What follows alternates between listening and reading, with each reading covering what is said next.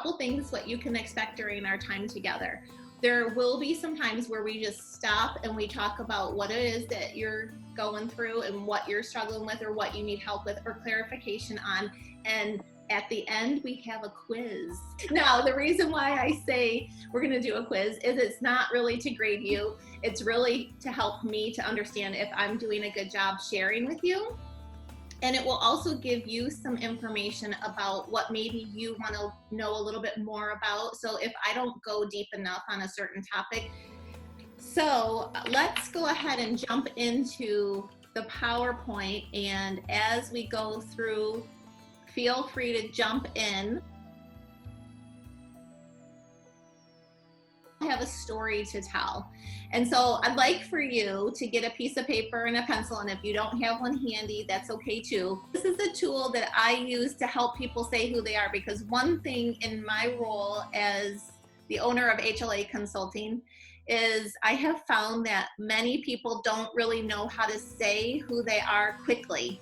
And when you meet someone, you know, they say in the elevator speech, you only have about 30 seconds. And honestly, when it's your website or social media, you get a lot less time. You get about 3 seconds. So if you write this formula down, this will help you to say who you are. Now, this is also going to be true for, you can narrow the scope on this for a product. If you have, I'm just going to use an example of one of my clients. I have a client who is a chef. She's developed her own spice line, and each spice is different from the next. And so she could literally insert all of her details into this little formula so she can talk about it in story form, so to speak. People connect to your story more than they connect to what you're going to do for them. I wrote it out. This is my story. HLA Consulting creates content writing for busy business owners, resulting in social media content, increased brand awareness, and action strategies. So using that model, I can quickly tell you what I do. So if you just keep that one slide handy, you should be able to tell people.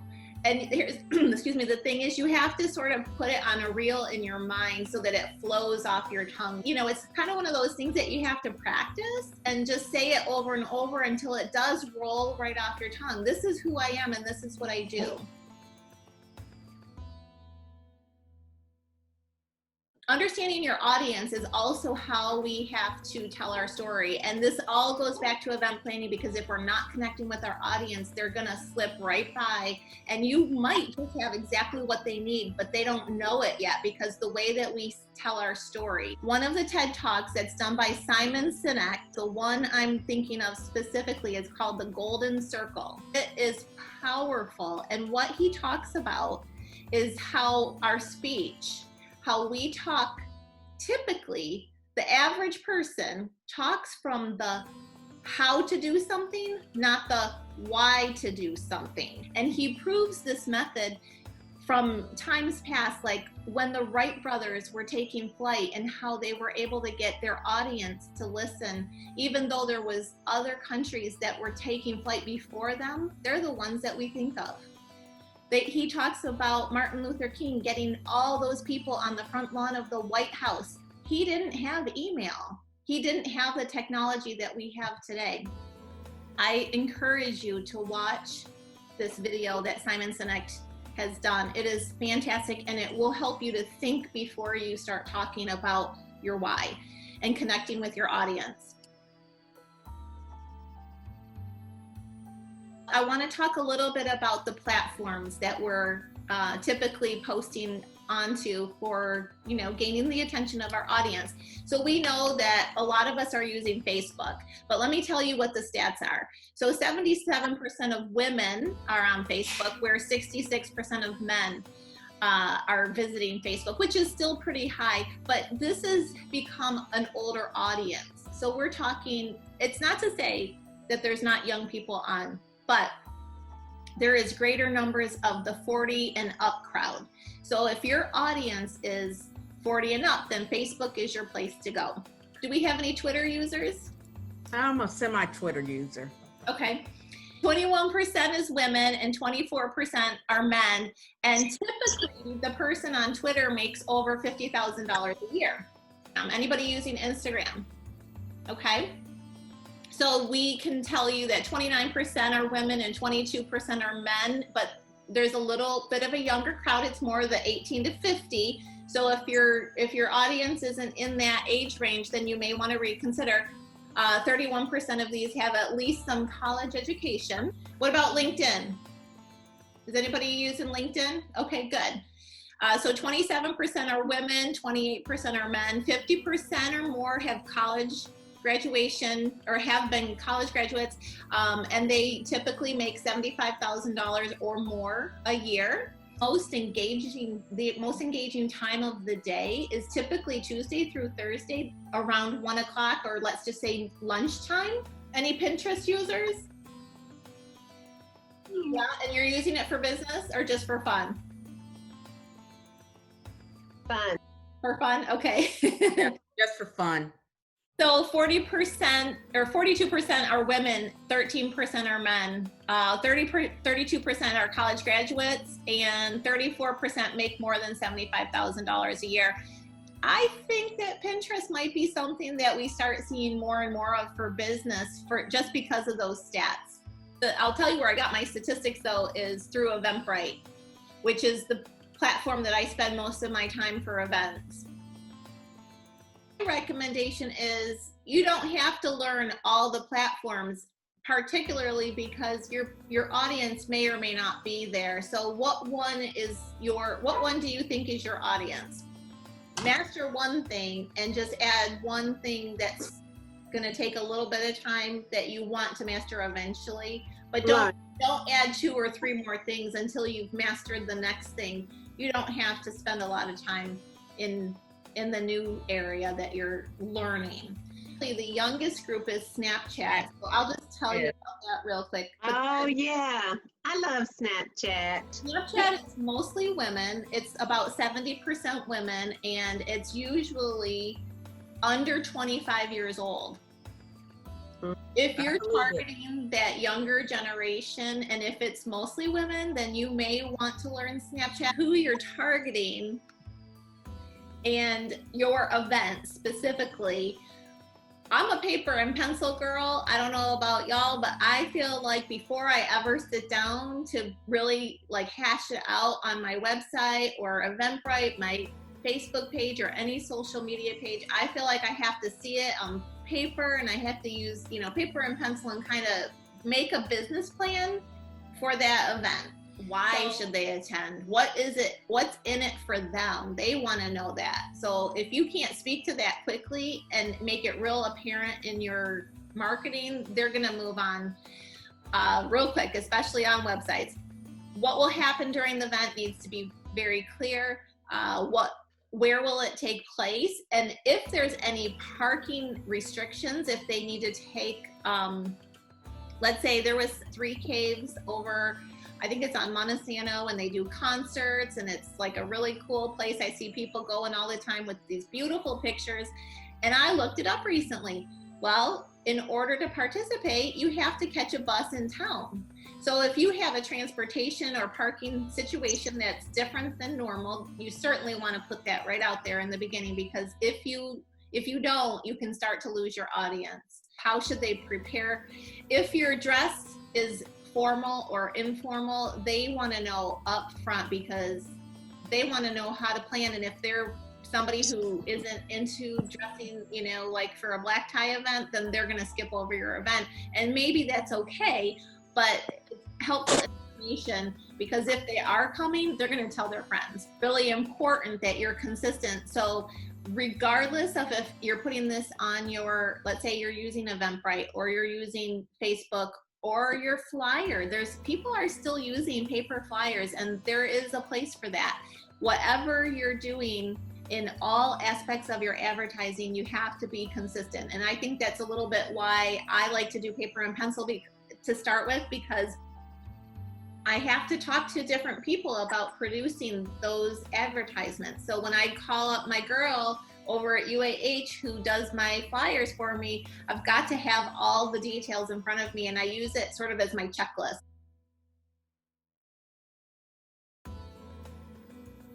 We're going to focus on our past event goers, because they are the ones who are going to most likely come again. So everyone's had a history, which means you have a group of contacts already. And so your previous attendees are who you want to initially get on board. Even if you do sort of like a soft opening for your ticket sales, you can target those folks. If you buy a table, I'm going to give you something for free, one ticket for free or something like that, because they already have bought into your mission. If you can't give a seat away, then maybe there's something else that you can do that's not expensive or tangible, but still relevant and purposeful for them. As early as you can, you want to tag onto your previous attendees and then ask them to tell their friends. Think a little bit outside the box. What can you do for your constituents that you have already worked with and they've bought into what you have to share? Okay, the next statistic is making it mobile friendly. How many of us use our mobile devices like all the time? 75% of it comes from Facebook mobile devices. But with Instagram, as you know, almost 100% of it is on your mobile device. And while you don't have the same ability to create events on Instagram, you can certainly advertise your events and help them to connect to your event, especially through direct messaging. Your next statistic is reducing barriers. Every step of the registration process will reduce somebody from actually buying a ticket by 10%. I had a small business retreat back in January, and because it was an overnight event, I had to ask a lot of questions. And when I was going through all these statistics, and I kept kind of reflecting back on, oh my gosh, I had to ask them, do you have dietary needs? Do you have, all these different questions about their personal life, because I was keeping them for 3 days overnight. And I did ask a lot of questions. All that to say, the more questions you ask in the checkout process, the more chances that you're going to lose them. And so there could be some information that, let's say I'm going to look back on time and say, maybe I could have changed my registration process for my small business event. What if I simply said, here's all the information you need to know, like the flyer we just talked about. Here's all your information. Here's how you register. And then I follow up through email. Hey, do you have any dietary needs? What do I need to know about your special needs? That could have been a better way. Just keep that in mind when you have a checkout process. If there's too many steps, and if your price point is not available upfront, including extra fees that they might get at the end for processing, you might lose them just because of that. Like, be real clear up front, because you don't want to lose anybody.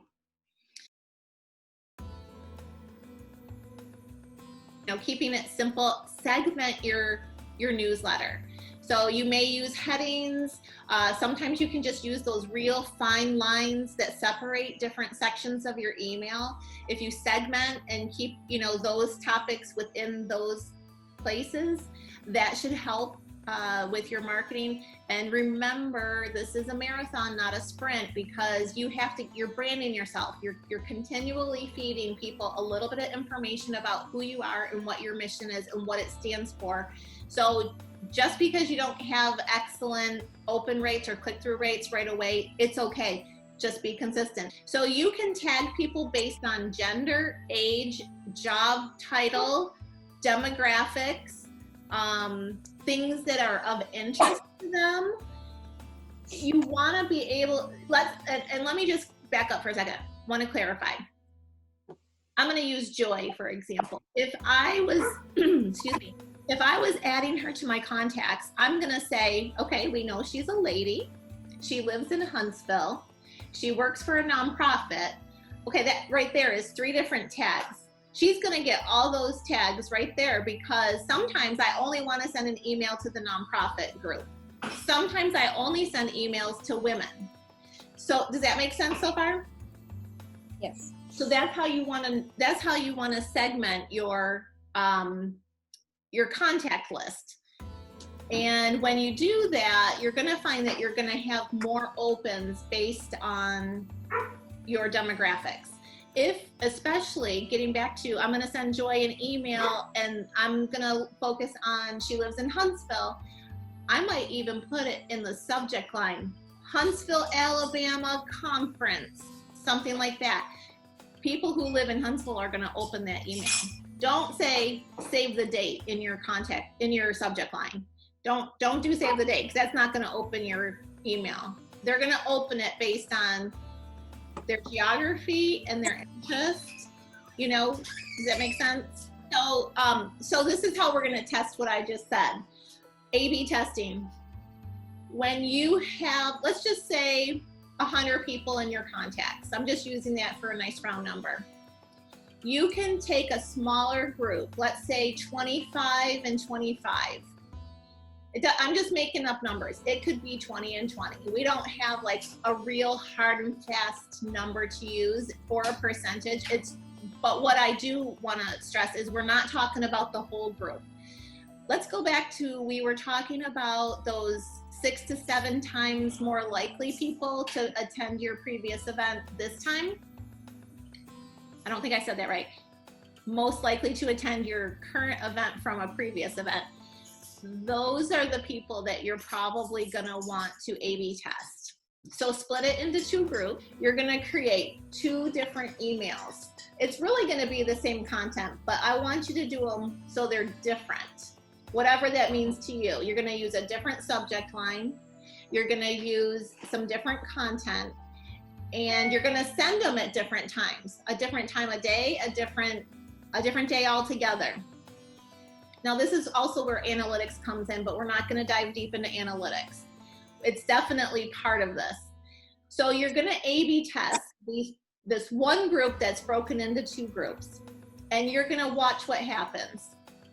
So you send those emails out and you watch what happens. You can watch your click-through rate and your open rate specifically. Those analytics should be built into your, now I'm saying you're using Constant Contact, you're using MailChimp or something like that. If you're just doing an email from your Google, Gmail or Yahoo account, you're not gonna find this information. So we're specifically using a platform that sends out newsletters. Okay. Which one do you use for that, Angela? I really love both of those, but right now I use MailChimp. MailChimp is free up to about 2,000 contacts. So if you have to pay, if you get to where you're over 2,000 contacts, that's where I would consider like weighing out the benefit with Constant Contact. They're both very good. Anybody using TechSoup? I have. Okay, good. If you're not using TechSoup and you're a nonprofit, you need to know about it. Google TechSoup. Yes, it's a great resource. Once you get registered with TechSoup, they have all sorts of resources available for really reasonable prices as a nonprofit. Definitely a resource nonprofits need to tap into. Okay, so when you're doing your A/B testing, you're keeping your message small and simple. Now, I did say in the last slide that we were going to segment based on people who attended in the past, but obviously in this slide, I said that you're also looking for interested attendees. And I'm not saying that you can't do that with A/B testing, but you also do at some point in time, you want to start pulling in people who previously said they were going, maybe on Facebook. Have you ever noticed on a Facebook event where people say they're going and then they never show up? Like that's just a trend, I think, because people think like in the moment, it's sort of like instant gratification. They're like, oh, that looks great. And they hit going. Well, thankfully, Facebook has implemented in the last couple of years interested, so that, because before there was never an interested button, now we have the interested button. And so you can go back and look over past your history of your past events, and you can find people who said they were interested. And I'll be honest with you, I'm guilty of this as well. Some people have come to me and said, are you going? Just out of curiosity, hey, are you going? And I'm like, what are you talking about? I didn't even remember that I said I was going or interested. So you may have to also, especially if you don't know the person, you may have to say like, hey, I saw that you were interested in this event, and, you know, give them a little bit of meat and potatoes to go with it. And just say, I'm curious if you'd like to get on my newsletter or hear more about it. I'd love to see you there, and just be really genuine. But that's another way you can pull in some people into your contacts list for your upcoming event. It takes time. All of this takes time. This is not a one and done. I'm just going to say it's a lot of work for your event marketing. Okay, so we talked a little bit about monitoring your A/B testing and using your analytics for your open rate and, you know, your how many are opening the email. You are doing good. If you look at your analytics and you have 26% or more of an open rate, the average is 26. So if you're more than 26, you're really doing good. So if your open rate is low, some things that you might want to consider is changing that subject line. Like I talked about before, if you can be specific in your subject line about the, hey, it's happening here in Huntsville, Alabama, you might find that that is where you're going to find more people are opening it. And be as specific as you can. So once they open your email, you should have some links in there, particularly to get them to the landing page of your event. So if they're clicking on the links, you're going to be able to see that in your analytics as well. The goal for the click-through rate, your average percentage is 4.95, which seems really low. But if your click-through rate is lower than that, then you are having a problem. So you need to go back. This is why A/B testing is so important, because if you're not hitting these numbers, you're going to want to go back and try to figure out what is it that my audience needs to see, read, or hear. Make sure that you're being social with your newsletter as well. So you, like with Eventbrite and Constant Contact, you can connect that to your social site. So you should be able to send it to Facebook, Instagram, Twitter. And just as a reminder, 2/3 of Americans are on social media. So like being social is really important, but I really encourage you not to just let it go from your, like when you launch your newsletter to social, I feel like you still have to keep being, you know, engaging on your site as well. You can poll people, you can ask them things like, hey, do you like red or white wine? And as long as you're getting that engagement, it's going to help to keep your algorithm in the newsfeed on Facebook particularly. It will help it to stay up at the top. The reaction is when you have the heart or the smiley or the sad face or the wow face. Those reactions actually get more in with the algorithm attention than the like does.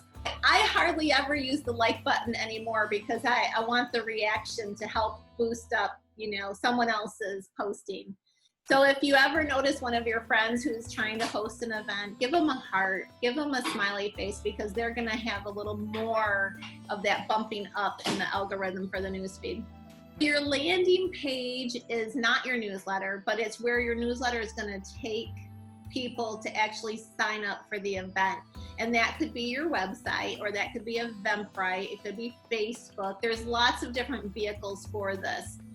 A lot of people don't realize that on Eventbrite you can create a following, not really as social media, but you can create a following. So I definitely recommend having an Eventbrite profile. And when you start to build up your following, what will happen is people will be notified by Eventbrite anytime you create a new event. So if you're being really consistent, like I host my Win event once a month, every time I post it on Eventbrite, everyone who's been previously gets notified like, hey, Angela Hawke's having Win event again. But you can actually establish a profile and tell people who you are. And that's a really neat feature that I don't think is well utilized. So you don't have to do that, but I recommend that you do, because once people get to know your events, and especially if you're being consistent, they're gonna start following what you do. And as a event host, you can follow other event hosts and you can see what they're doing. And I think it's always wise to follow other people who are doing something similar, because you want to see what's working for people and what's not working, and learn from mistakes or even their wins as well. Once you get them to the landing page, you want to keep it really simple, because we don't want to lose them. Every click is 10% of a loss. So we want to optimize the experience while they're there. So this would be in the form of, it could be that you have a paid ad. It could be that you optimize, let's say it's at Eventbrite, you can optimize it by linking it to Facebook. You can create a flyer, and you've already got your email. We want to make sure that it's mobile friendly, and a real simple way to get to that buy now button. Those are just like real quick steps to get there. And then Pixels is a great vehicle that Eventbrite and Facebook have partnered on. And I'm just gonna give you a little commercial on this. Have you ever noticed when you go to, let's say you do a Google search for, I'm gonna buy a new vacuum cleaner, and then you go back to Facebook and suddenly there's vacuum cleaners everywhere? Have you noticed that? Yes, yes, yes. This is what Pixels will do for you with your event. So I'm gonna go over a little bit of information on Pixels, but what I will do when I email you this, this PowerPoint, I'm gonna also email you a link with the instructions on how to link your event to Pixels. You have to have the business Facebook. You have to have a business Facebook page, but you have to have the ads manager as well. And you have to have Eventbrite. Those three things. Now your ad is not for free, but once you have those components, you can incorporate Pixels into your marketing. And when someone does a search, let's say on Google, or even if it's on Facebook, and you say, I'm looking to go to a conference, or I'm looking to go to a networking event, and especially if they click on yours, but they don't finish by hitting the buy now button, Pixels is going to keep reminding them, because it's going to keep popping up in front of them. This is something that you definitely want to incorporate. There's retargeting Pixels and conversion Pixels. So retargeting is the people who are at your website, they're browsing your information, and so it's, I guess, like cookies. You know, your Pixels are going to notice when they look at your event. And then we have the conversion Pixels, and conversion Pixels are people who become lookers to now they're buyers. And so it's going to track your sales and your ad campaigns and things like that to help evaluate the success of your event. Eventbrite, there is a fee for that, right? Is it a monthly fee or yearly fee? It's free to have your profile, and it's free to put an event on there. Now, if you have a free event, it's absolutely free. If you charge for your event, they will take it out at the end, and it's something like $2.95. Don't quote me on this correctly, but it's a small fee that will come off at the end of your ticket sales. You do not pay anything beyond that. It is not a monthly fee. So essentially, to me, I feel like it's a free resource, because you're only paying for the amount that the traffic that comes through there. And then for Pixels, I don't know anything about Pixels, but is that a free or a service? I wouldn't think so, right? I mean, or do you only pay for an ad? So once you pay for a Facebook ad, and it could be a really, really small ad, you can incorporate the Pixels for free. Now, just for transparency, I have not done this yet, because I just recently learned about it. So I've been looking for a guinea pig, and I have somebody lined up to work with me on doing it. And now it's time for a quiz.